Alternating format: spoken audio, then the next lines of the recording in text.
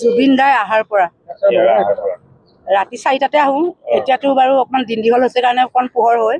ঠাণ্ডা দিনতো ৰাতিয়ে থাকে, এই তেতিয়াই আহোঁ আৰু এনেকে চাফ চিকুণ কৰি কিমান গৰাকী আছে আপোনালোক? 8জনী আছো। 8 গৰাকী প্ৰথমৰ পৰা কৰি আছো।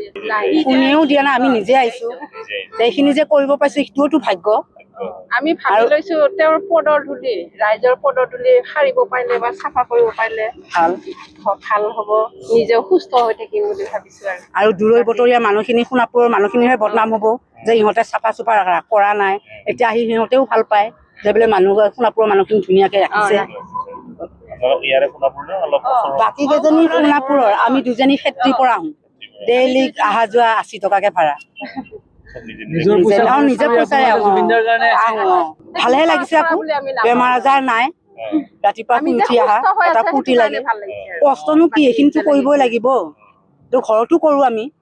ৰাতি উঠি পথাৰত নাযাওঁ জানো, এনেকুৱাই বুলি ধৰ পথাৰত যোৱা নিচিনাই। জুবিন দাই আহাৰ পৰা ৰাতি 4টাতে আহোঁ।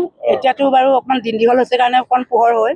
ঠাণ্ডা দিনতো ৰাতিয়ে থাকে, এই তেতিয়াই আহোঁ আৰু কিমান গৰাকী আছে আপোনালোক? 8জনী আছো। 8 গৰাকী প্ৰথমৰ পৰা কৰি আছো। কোনেও দিয়া নাই, আমি নিজে আহিছো। এইখিনি যে কৰিব পাইছো সেইটোওতো ভাগ্য। আমি ভাবি লৈছো তেওঁৰ পদৰ ধূলি, ৰাইজৰ পদৰ ধূলি সাৰিব পাৰিলে বা চাফা কৰিব পাৰিলে ভাল হ'ব, নিজেও সুস্থ হৈ থাকিম বুলি ভাবিছো। আৰু দূৰৈ বতৰীয়া মানুহখিনি, সোণাপুৰৰ মানুহখিনিহে বদনাম হ'ব যে ইহঁতে চাফা চুফা কৰা নাই। এতিয়া আহি সিহঁতেও ভাল পায় যে বোলে সোণাপুৰৰ মানুহখিনি ধুনীয়াকে ৰাখিছে।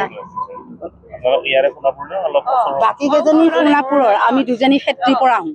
ডেইলি অহা যোৱা 80 টকাকে ভাড়া। নিজে পইচাৰে আহোঁ। ভালহে লাগিছে, আকৌ বেমাৰ আজাৰ নাই।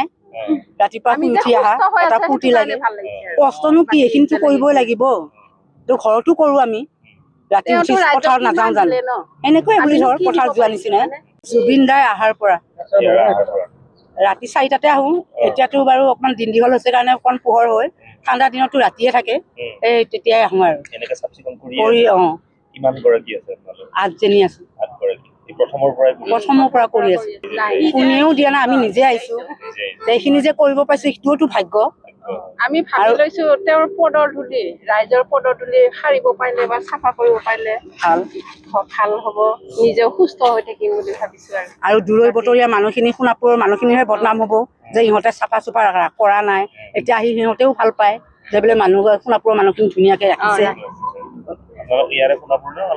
বাকী কেইজনী সোণাপুৰৰ, আমি 2জনী ক্ষেত্ৰীৰ পৰা আহোঁ। ডেইলি অহা যোৱা 80 টকাকে ভাড়া। নিজে পইচাৰে আহোঁ।